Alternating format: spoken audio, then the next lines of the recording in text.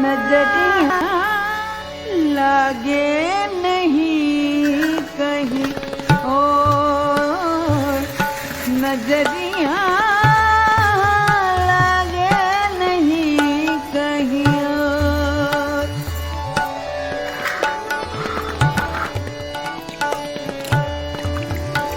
लागे नहीं कहीं और, नजरिया लागे नहीं कहीं और, नजरिया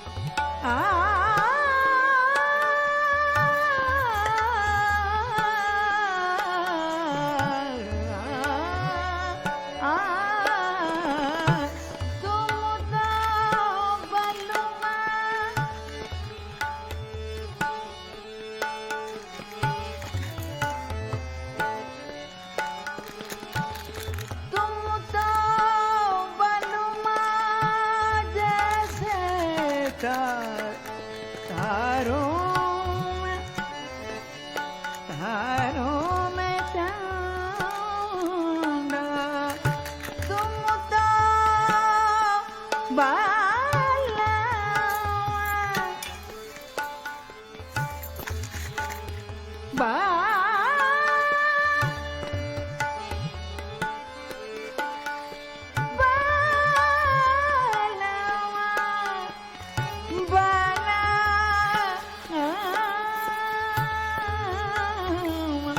तुम तो बनुमा जैसे तारों में चंदा, तुम चंदा मैं चको नजरिया लगे नहीं कहीं और।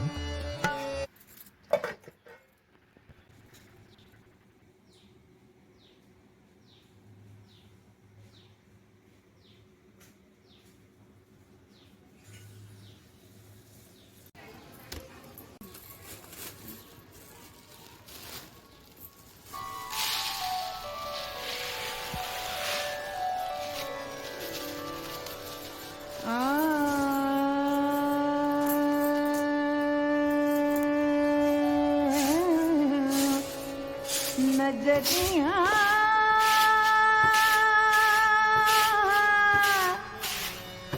लगे नहीं कहीं और, नजरिया लगे नहीं कहीं और।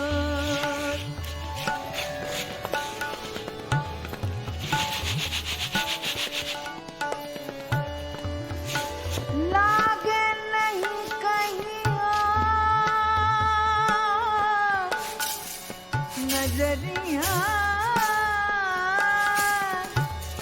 लागे नहीं कहीं और, नजरिया लागे नहीं कहीं और। কি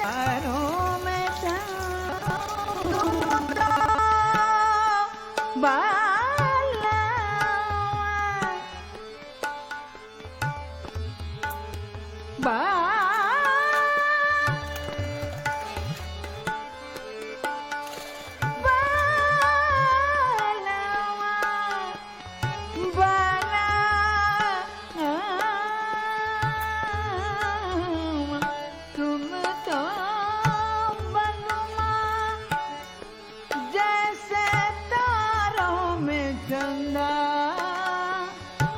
तुम चंदा मैं चको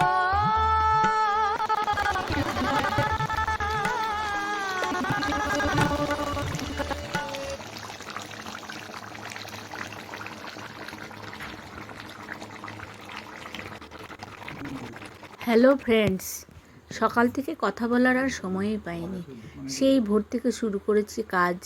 আজকে ছেলে আর বরের আবদার মেটাতে মেটাতে সারা দিনটা চলে গেল। কীরকম আজকে সকালবেলায় বলেছে বিরিয়ানি খাবো মা, বাপ ছেলে দুজনাতেই বলছে বিরিয়ানি খাবো। তো সকালবেলা সমস্ত কাজ সেরে টেরে স্নান টান করে চলে এসেছি রান্নাঘরে রান্না করতে। এবার বিরিয়ানি রান্নার অনেক হ্যাপা।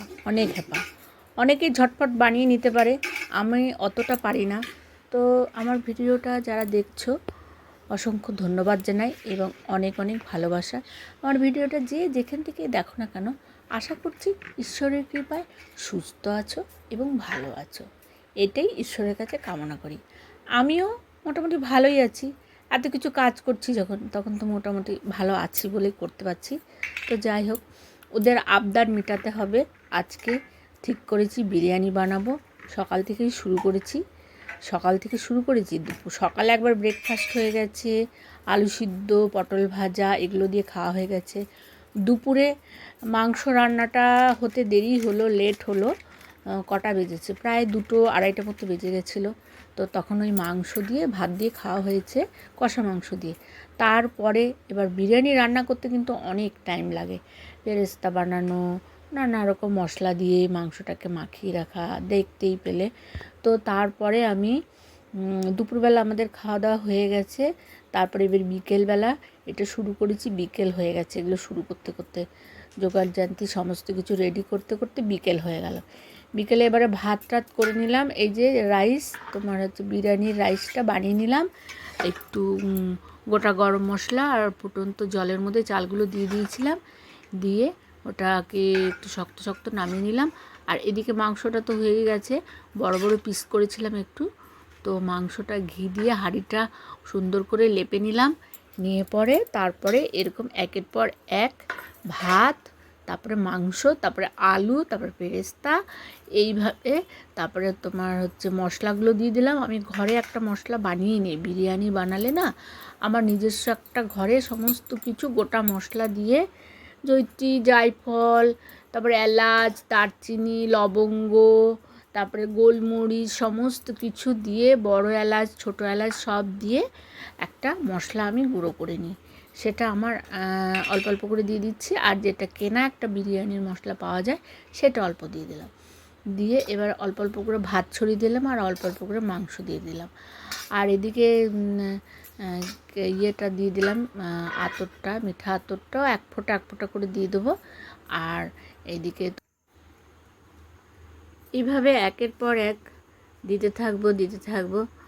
তো অনেকগুলোই আছে, এই যে দিচ্ছি, এই বড় বড় পিসগুলো দিয়ে দিচ্ছি প্রথমে, হ্যাঁ দিয়ে দিচ্ছি। আর তারপরে আর একটা হচ্ছে, একটা বাটির মধ্যে কেশর ওই দুধের মধ্যে ভিজিয়ে রেখেছিলাম, যে ওটা সকালেই দুধের মধ্যে ভিজিয়ে রেখেছি। তো ওটার রঙটা এত সুন্দর হয়েছে না, দেখাচ্ছি, একদম টকটকে একদম রঙ হয়ে গেছে। তো এইভাবে আমি দিতে থাকি। আর আমার ছেলে বিরিয়ানি খেতে খুব ভালোবাসে, আর হাজব্যান্ড অতটাও ভালোবাসে না। ছেলে মেয়ে দুজনেই বিরিয়ানি খেতে খুব ভালোবাসে। তো তার জন্যই আরও বিশেষ করে বানানো, অনেক দিন বানানোও হয়নি ঘরে। তো ঠিক আছে, দেখতে থাকো ভিডিওটা, আশা করি ভালো লাগবে। আর আমার ভিডিওটা যারা দেখছো, যদি আমার ভালো লাগে, একটুকু যদি ভালো লেগে থাকে, তাহলে একটা লাইক আর কমেন্ট করে জানাবে আমি বিরিয়ানিটা বানাতে পারছি কি না। হ্যাঁ, আর যদি কিছু বলার থাকে কমেন্টের মধ্যে জানালে আমি তার উত্তর দেওয়ার চেষ্টা করব যথারীতি। তো এইভাবে আমি সমস্ত কিছু সাজিয়ে নিলাম। এই বিরিয়ানি সাজাতে সাজাতে আমার মিষ্টি মিষ্টি বন্ধুদের কিছু কমেন্টের উত্তর দেব। আমার জয়ন্তীদি বলেছে দুর্গাপুর থেকে, শিবানী তোমার ভিডিও দেখতে খুব ভালো লাগে। সেদিন যে একটা মাটির হাঁড়িতে রান্না করেছিলে, সেই রান্নাটা দেখতে আমার খুব ভালো লেগেছে। থ্যাংক ইউ জয়ন্তীদি, এইভাবে আমাকে সাপোর্ট করবে, এইভাবে আমার পাশে থাকবে, আর এইভাবে আমাকে সাহস দেবে। তো যাই হোক বন্ধুরা, যদি আমার ভিডিওতে যারা নতুন দর্শক আছো, পুরনো বন্ধু দেখছোই, তারা সবসময় দেখো, কমেন্ট করো।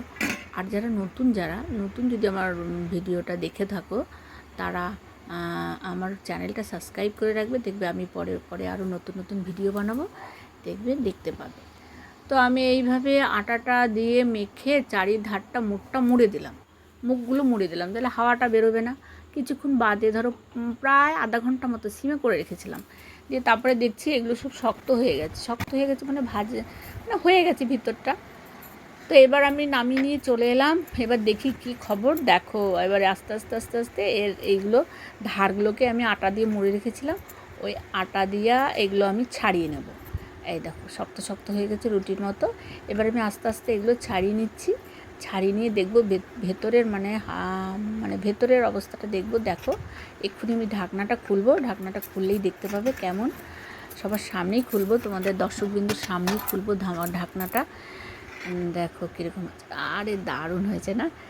কেমন হয়েছে, কালারটা কেমন হয়েছে অবশ্যই কমেন্ট করে জানাবে।